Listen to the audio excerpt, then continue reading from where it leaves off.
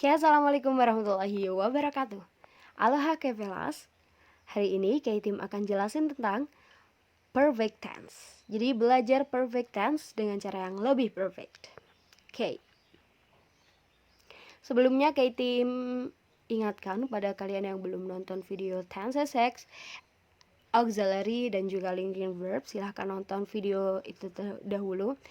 Karena videonya interrelated each other, jadi materinya saling berkesinambungan gitu. Silahkan ditonton terlebih dahulu biar semakin paham. Oke, let's get started. Perfect itu verb berapa? Exactly itu adalah verb 3. Verb 3 butuh yang namanya auxiliary, dan auxiliary-nya si present adalah have dan has. Gampang ya.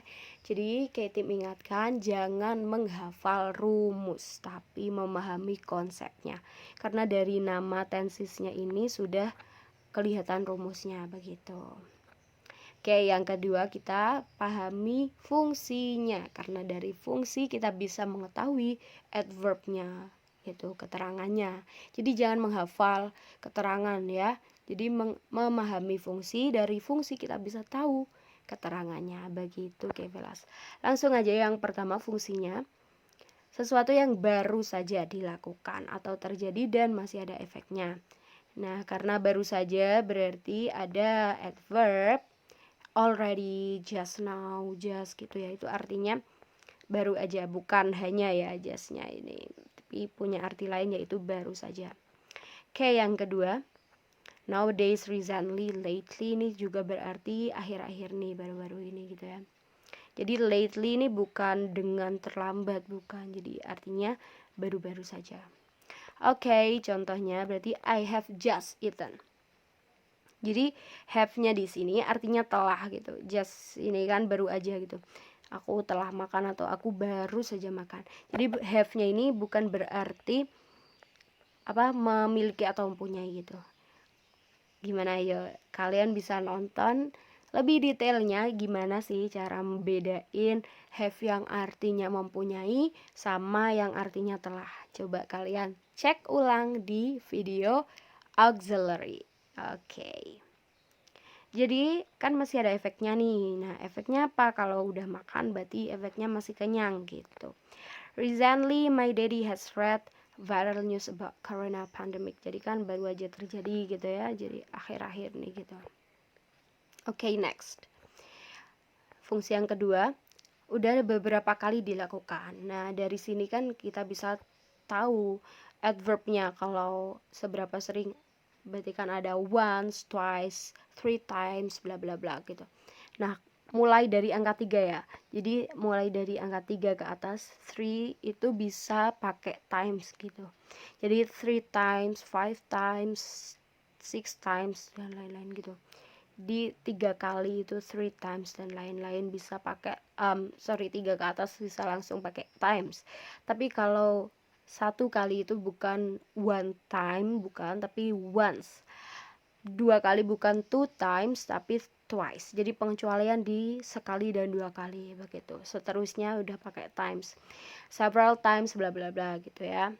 Jadi has ever gone, pernah ke Korea. Jadi has-nya sini pernah ya, bukan memiliki.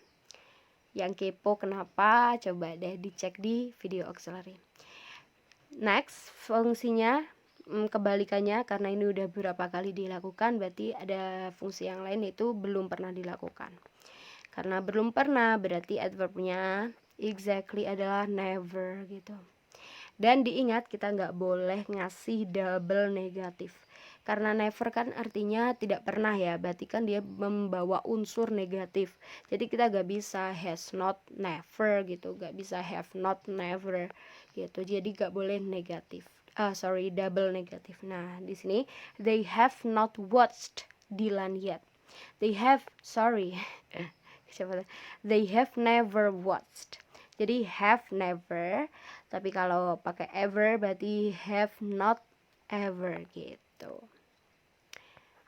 Oke, next. Sudah dilakukan di masa lalu dan masih berlanjut sampai sekarang gitu. Berarti adverbnya since, artinya sejak. I have worked at X University since 2018. Jadi aku udah bekerja di Universitas X sejak 2018. Nah, ini yang perlu belum. Jadi kalau dikasih 5W1H, gampang banget tinggal ditaruh depannya. Gak usah bingung ya. Jadi where have I worked since 2018 gitu. Gitu. Nah, ini yang perlu dipahami. Jadi sejak 2018 hingga sekarang ya.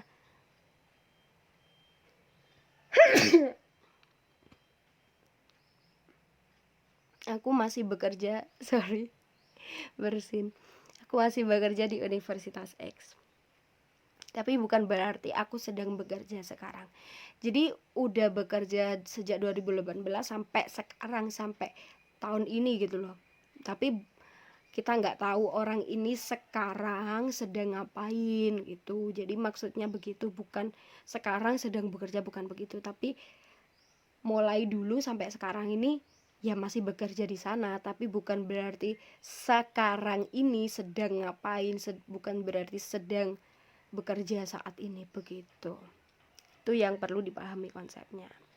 Oke, Kevilas. Kita lanjut ke frequently asked questions. Oke. Tim, kalau mau ngebuat kalimat present perfect yang nominal itu gimana?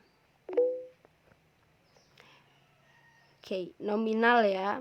Berarti kan nominal kan pakai to be. Nah, karena perfect verb 3 dan verb 3 itu butuh have has. Nah, berarti karena tadi nominal itu to be ya, berarti be-nya ini dijadikan verb 3 karena perfect ya, jadinya been gitu. Jangan lupa diikuti noun, adjective atau adverb. She has been a teacher ya. Oke.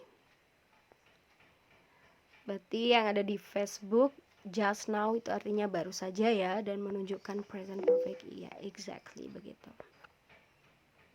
Kita lanjut ke perfect continuous.